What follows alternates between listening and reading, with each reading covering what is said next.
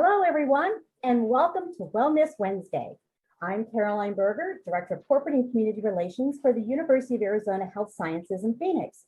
On behalf of our entire team, Allison O'Toole and Maureen Medina, we're so grateful that you're sharing this half hour with us today. Hopefully, it'll be a great learning experience for you. First, I'd like to take a few minutes and introduce you to the University of Arizona Health Sciences. Welcome to the University of Arizona Health Sciences. As the statewide leader in biomedical research and health professions training, Health Sciences includes College of Medicine Tucson, College of Medicine Phoenix, College of Nursing, College of Pharmacy, and the Melanie Zuckerman College of Public Health. Together, they provide cutting-edge health education, breakthrough research, and a diverse offering of community outreach services. At the heart of Health Sciences, our employees, nearly 5,000, along with 4,000 students, makes us one of the top employers in the state. Our growing research and education programs are offered on 2 campuses, one at the main campus in Tucson and the other in the heart of downtown Phoenix on the biomedical campus. The University of Arizona Health Sciences is a major contributor to UArizona's well-earned reputation as one of the country's top research institutions. And each year, we receive more than $200 million in research grants and contracts, providing vital funding to help address some of our most critical healthcare challenges. We are grateful for this support, which is fueling discoveries and treatments in areas including cardiovascular disease, cancer, Alzheimer's disease, and now COVID-19. The University of Arizona Health Sciences is also in a unique position to effect change in a rapidly shifting healthcare landscape. As part of our strategic plan, we have developed a set of initiatives to reshape the future of healthcare. We are focusing our efforts on 5 important areas: next generation education, precision healthcare for all, making wellness ageless, creating defenses against disease, and new frontiers for better health. Through these strategic initiatives, we have unprecedented opportunities to excel in education and research in more and better ways than ever before, and we invite you to join us on this journey. Please know that our dedicated corporate and community relations team is here to be your connector with Health Sciences. Thank you for your dedication and for all that you do to make our communities healthy.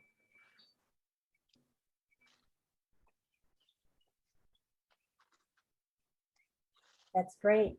And starting this fall, we would also like to invite you to learn more about us. We will be hosting monthly on-campus tours, both on our Phoenix campus and Tucson as well. So we'll be sending you more information on that. For now, to find out the latest news and information, be sure to visit us at uahs.arizona.edu and follow us on all the social media platforms. There's great information out there. And I also invite you to follow me on Twitter at CEBerger, and be sure to include that hashtag for wellness. Another one of these. For today's session, we're going to have a brief presentation, but we want this to be interactive. So please feel free to leave your questions and comments in the chat section, and then we'll have the opportunity to address those later on.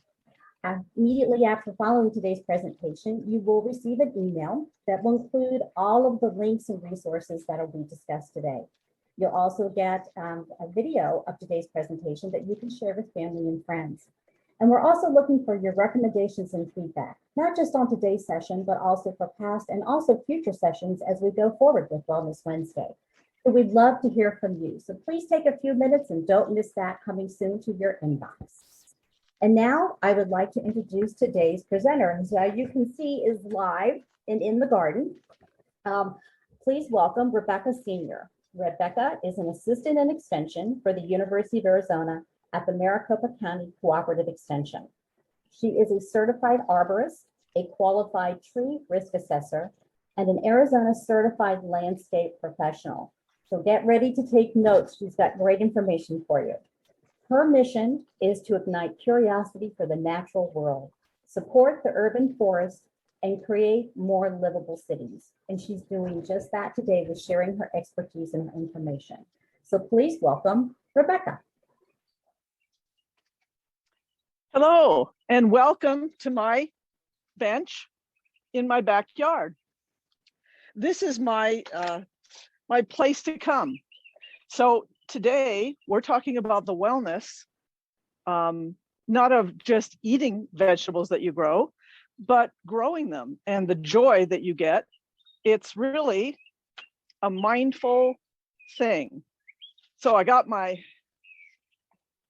special apron on and I'm at my bench. So when I come home from work, I've come home to my meditation place almost. So today I'd like to talk to you, because it's a brief time, about growing vegetables and herbs in a container. So if you only have a patio area, maybe you have a yard, but it's, where do you start? Digging a vegetable plot, making a raised bed. Well, just get started. Just get started with a container. You can grow many small rooted plants so well in a container for a long time. So what we're going to do today is talk about the container selection, the planting media, because really you don't put soil in containers. It's called a planting media. What's the best planting media to use? And what are the best plants to use? So there's a success factor with knowing just a few tips and tricks. And so I want to help you have success right off, your first pot of herbs. So today you will leave understanding the best containers to use for growing, the media that will provide support for them. I mean, do you fertilize or not? What do you fertilize with? So we'll go through these, and also we're going to talk about the different seasons, because we have cool season plants and warm season plants, and annuals and perennials. So let's start out with our container selection. So a pot or a container, it can be made out of a lot of different things. And this basic plastic pot, so I will tell you that you need to use large type containers, but I won't be picking up a lot of large type containers. So you can get these plastic pots in various sizes. And so a plastic pot could be a really good thing to grow your herbs in. Plastic holds water longer here in the desert. Some places they are really concerned about the moss and the, not having too much water, and they like to use these clay containers. So let's take a look over here at some of the containers on my bench. This is a clay container, but this is an Italian one, and you can hear a sound, and it's higher fired. So you want things that have a higher fired.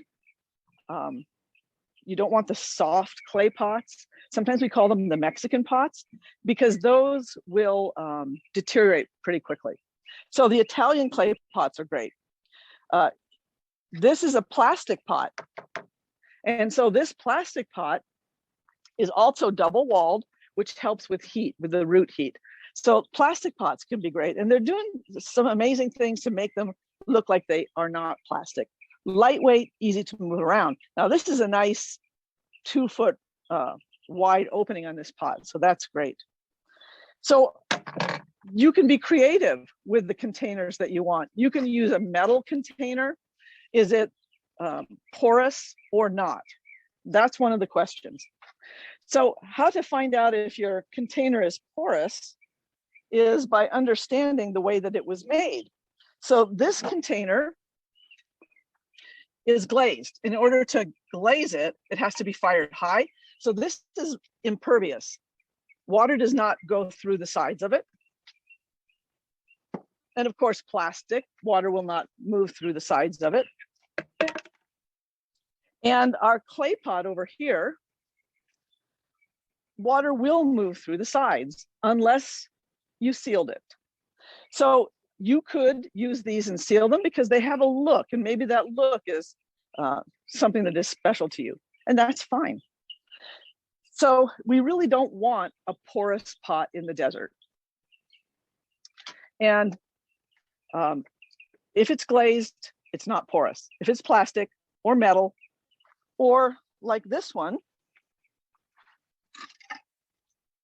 made of fiberglass.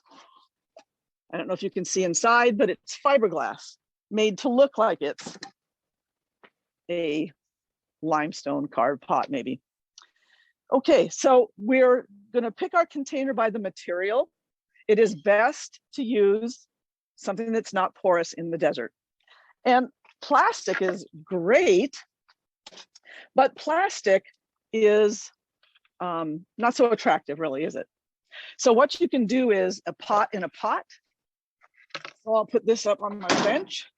Let's pretend this is a very, 18-inch to 24-inch wide pot, because you want a large pot especially for the perennials.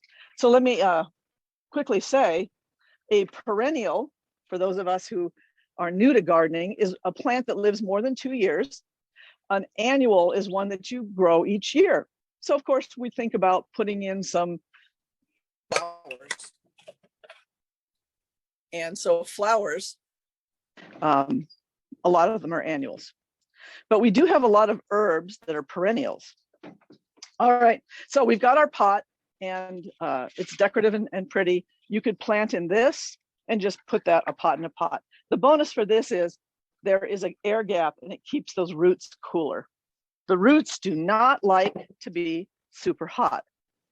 In Arizona, they can get super hot. All right, so bigger is better, right? Especially for perennial plants. So this large pot, okay.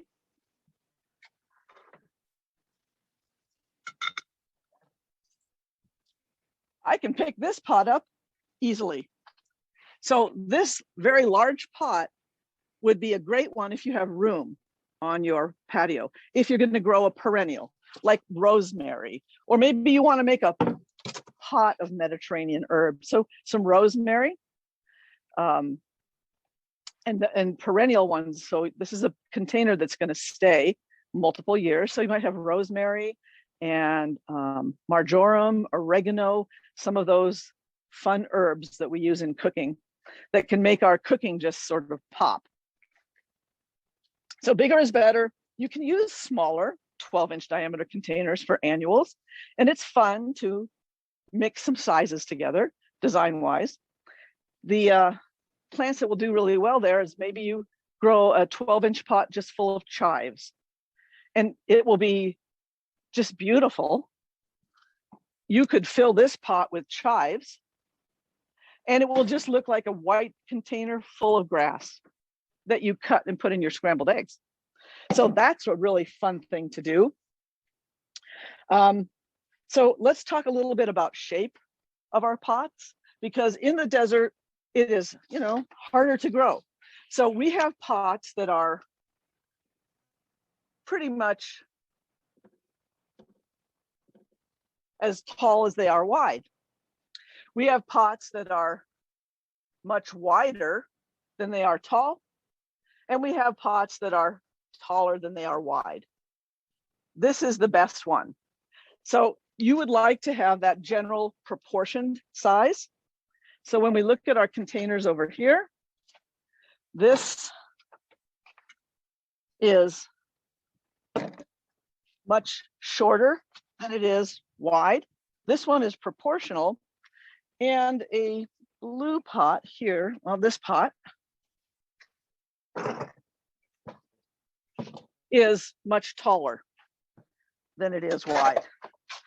All right, so I have a lot of pots, don't I?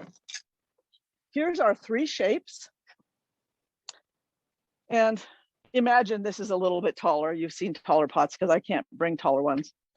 But this is the proportional sized one that works best for us. All right. So we've picked our pot. And one of the problems with the wok bowl, or the shorter than wide, the non-proportional one, is that it dries out really fast. That's one of our big problems in growing plants in Arizona. All right, so what about our planting media, or the soil that we're going to put in our container? Could you just put in soil from your backyard. I mean, look at this nice Arizona soil. And it is very fertile. Our soils tend to have clay in them, and that's very fertile, but it compacts. And so compacting soil is what we are, number one, avoiding. So there's three really important things about growing in containers. And you probably heard something like this before. The three things are drainage, drainage, and drainage. So drainage is the most important thing for us when we're selecting our media, our growing material. Now, here's a bag of potting soil. And if you look on the back, you can see what it's made from. And when we look at it, there's no mineral soil in this bag of potting soil. But this is a good thing to grow plants in. But this organic material decomposes. Mineral material does not, but it compacts. So we're kind of in a bind when we're trying to pick the best material for our containers. If you're growing one season vegetables, this is fine because the organic will not decompose and turn into compacted, fine material, sludgy, mucky, holding too much water in one growing season.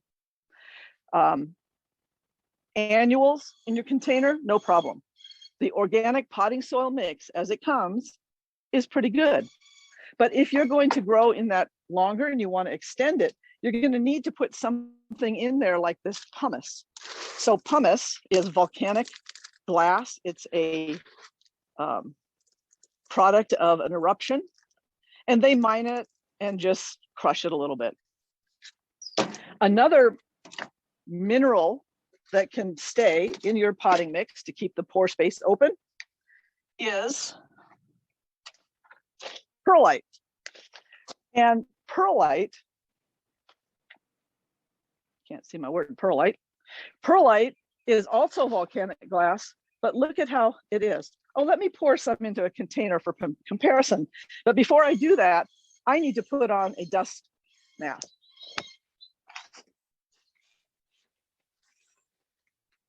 Whoa. So I know you've seen this perlite in containers that you have purchased, plants growing in them. And the perlite is not my choice. And it is also not good for your lungs. So we do want safety when we're gardening. Seems kind of funny that you need to wear sometimes safety glasses, use gloves, and wear a mask. But you do. So by mixing one of these, and hands down, of these two minerals that will add porosity, that will make your mix drainage, you would like to have pumice. The problem is, it is a little bit harder to find, and it does cost a lot more than perlite. Perlite rises to the surface and decomposes. So if you were doing something that needed a lot of drainage, you would mix these 50-50, like for a cactus. But for our containers, for plants that we're going to grow perennials over multiple years, you need maybe like close to a third, at least a quarter mixed together. So a little different ratio. The best place really to find this is on the internet, and there are wildly different prices. So you've decided on your potting media. There are cactus mixes out there which have more drainage, but they would work fine. You could use those. All right, so we've got now our media. Now we need, well, okay, one additive, there's a lot of additives you can buy, but one additive you might want to add if you don't have a confidence in your media would be worm castings. Worm castings are something that I will sometimes add. All right. So now we have picked our container shape and size. And we've decided that, we need to make sure that it's impervious so that we can keep moisture in there. And now we need to select our plants. So we have 2 growing seasons. And in the resources, I put in some of our publications and how to get there. Oh, how much worm castings? I don't put more than 10%, 5 to 10%. So we do have a vegetable gardening publication that you can download, and there's charts galore. It's probably hard to see, but trust me, that's a nice spreadsheet that tells you if it is something that you would grow in the cool season, the winter months, or in the warm season. So some examples of the cooler season: lettuces, the greens, things that don't produce a fruit. We think of the fruits of summer, right? So we'll, in the cool season, also be able to grow root vegetables. Think of the root cellar. So the root vegetables, the one kind of like a fruiting thing, really not, but our peas, snap peas and snow peas, you can grow those in the winter. And one of the really fun things about container growing or any vegetable or herb growing is that you can do it with multiple generations, right? It's a multi-generational coming together creative project. So little kids, they can put some peas in and they'll be so happy. The paperwork is on the resource page that will be made available to you. But if you just Google University of Arizona publications, there's a search and you can find all kinds of stuff. All right, so then the warm season plants, things that grow, well, we can grow things over 100 degrees. Things don't, like tomatoes, they don't set, meaning the pollen is not viable when you get to 105 degrees. So you won't get any setting. You can probably keep your plants alive. But some of those things that we grow in the warm season, so we're going to start our tomatoes, maybe if we're going to start from seed in December inside. If we buy our plants, we want to get them out after the first frost, which generally is average of February 15th. So the warm season plants are going to produce like a food. So there'll be squash, zucchini, of course, tomatoes. We love to grow a nice, beautiful tomato. Cucumbers, melons, green beans, things like that. And about June through mid-September, those are our high temp months. We probably can't grow much. You can grow okra, eggplant. So there's a limited palette. All right, so for our vegetables, look on the tag, or if you're growing by a seed packet, and whether it is will really help you. There'll be a number of days to maturity. And so if it's 78 days to maturity, you've got to get that in before the high heat comes, right? So that helps gauge when you can plant those, but take a look at our flyer. Look for short days to maturity. Greens are just fabulous for winter growing. The cut and go again lettuces, things like that. Spinach. All right, well, what about herbs? What else can you plant in your containers? So herbs, and the number one herb in America, I guess I can go out on a limb and say, is basil. Because who doesn't? Well, some people don't, but really, who doesn't love basil? And basil, this pot of basil will be vibrant and green. When you come home, you can just sit down, have an iced tea and pinch it and smell it and say, hey, basil, how are you? So basil is an excellent summer, and really it's an annual, but it can grow a little longer. You could probably keep it alive for a couple of years. So basil, many different forms of basil. There's a purple Thai basil that I like a lot, and I've had one growing in a pot for several years. So that does sort of break the average. What else could you put in there? well, let me go backwards 1 second here. If you plant a perennial, you are going to need a permanent container. So rosemary, oregano, those Mediterranean herbs, those are perennial. They live more than 2 years, and you will need to have that larger container for them. Okay, many of the Mediterranean herbs are also, besides being perennial, quite heat tolerant, and so they're good for us. For our vegetables, they do need 6 to 8 hours of sunlight. Maybe not in the summer, blasting hot sunlight, but I'm talking when we're doing our winter growing. And so where the sun is now coming in at an angle from the south, that would be the patio, your southern patio, to put your winter pots on if you have one. So they do need at least 6 hours of sunlight to produce. Herbs, there are some that are shade tolerant. And so I'm going to put my little thyme here next to my basil, because that's really fun to grow some herbs together. But what about my other pot? Here are 2 different mints. I have just the regular mint and a peppermint. Fun to make peppermint tea. Add it to peas. It just wakes up the flavor of peas. So just walking out to your pot of mint, which will be growing like crazy. It's very easy to grow mints. They like shade, they like a little more water, they're not fussy. And so many fun things to do with mint. Your containers can also be beautiful with herbs. Here's some parsley.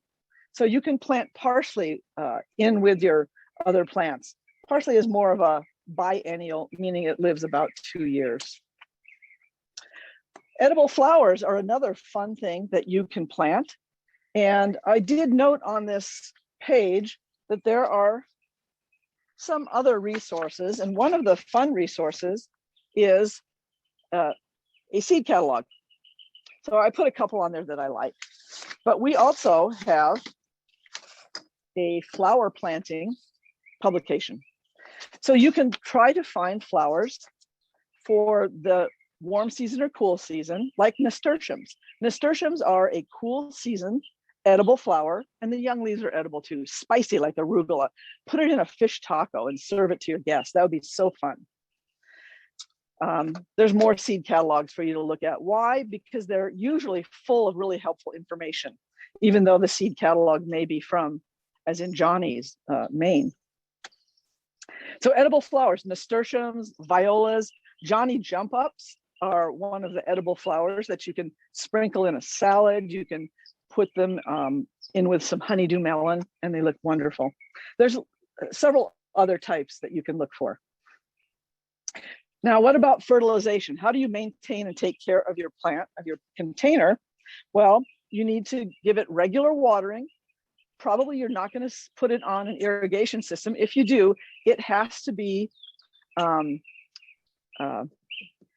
separate run, because you can't put it on with something that runs for 2 hours, right? And when you're watering, you might want to use something that we call a water breaker. I don't know if you can see how this is very fine holes, so it doesn't chase the soil out of your pot. So getting one of these, and the plastic ones are best because they don't corrode onto your hose. So I would get the plastic water breaker.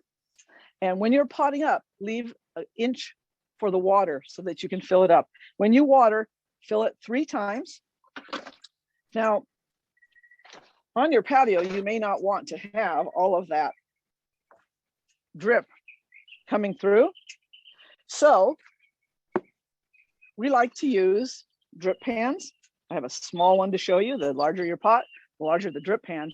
What's important about the drip pan, and it has to do with the salt in our soil, is that if you have the water that comes through the soil of your container and it sits in the drip pan, your container will reabsorb it.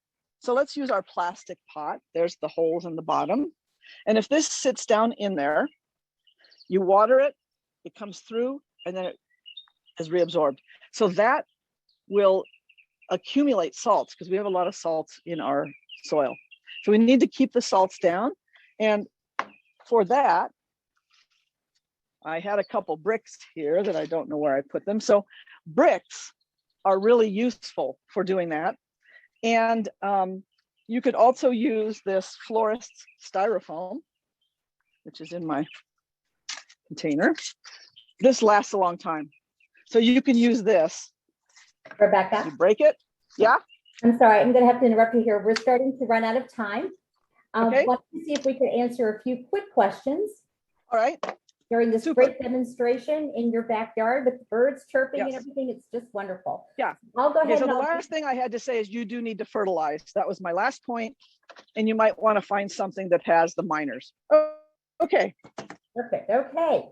I crush eggshells, use coffee grounds, and Miracle Grow potting soil when adding herbs to my garden. Does this help to grow healthy herbs? Well, so coffee grounds have a lot of nitrogen. They're high in nitrogen. So there would be like, they could have an organic effect. Don't put it on the surface. I did that one time. What happens is it quickly forms a condensed mat that's not permeable. Fungi grows in there and it makes it even less permeable. So yes, you can mix it in, but you know, it's not necessary. Okay. Okay. Do the topsoil compost mixes that you buy in bulk work well for raised beds? Or do I need to add anything to it? Well, I mean, we can, at the cooperative extension, we get people that come in and say, I added all these 10 things and I don't know, why it's not really working well. The raised bed soil has to, I guess we could say, mature or settle in. And when you put a whole bunch of different organic and bat guano, this and that, you have woken up your soil microbes and it's often unbalanced. So the soil needs to settle down.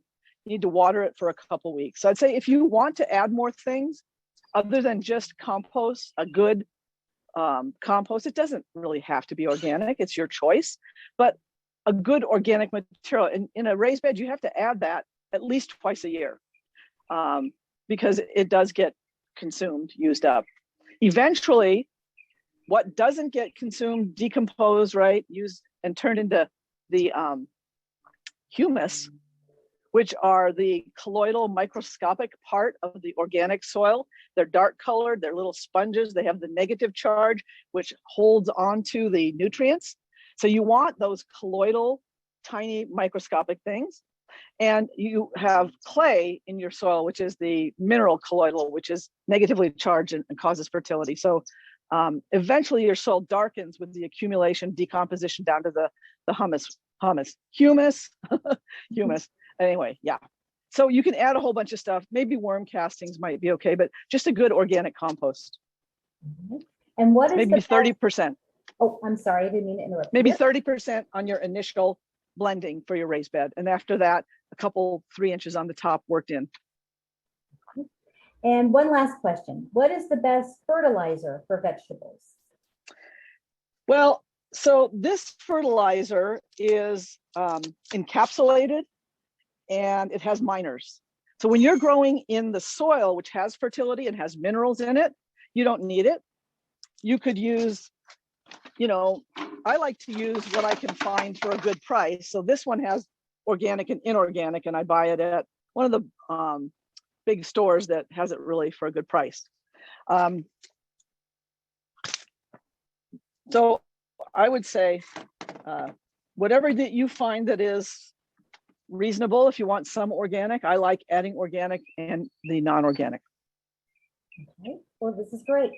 Thank you so much. This has been wonderful. We're getting so many positive comments. I think we're going to need to have you come back maybe in the fall, and maybe we can talk about fall planting then. And in the fall, we're going to be planting the cool season and all the greens and the root vegetables. So there we go. We can get everybody ready for fall planting then. Well, Rebecca, absolutely. Thank you so much for sharing such great information with us today. Yep. I am going to share my screen And we want to invite you to join us again in 2 more weeks on June the 9th, already June the 9th, as we continue our celebration of 1 year of healthy living with Wellness Wednesdays. This will actually be our last session before we take a summer break. But a question for you. What do you think is the germiest place in your home? Not going to give you the answer. You got to join us 2 weeks from today, June 9th, where we're going to be talking about home hygiene, keeping your home clean, safe, and healthy. So please join us at noon. Thank you for joining us today. We wish you well. Be sure to stay safe. If you're traveling this weekend, please be safe. Don't forget, keep safe for everyone in your family. And we want to thank everyone who has been in our service, still in service, protecting our country. Thank you so much, and have a happy Memorial Day to everyone. Take care.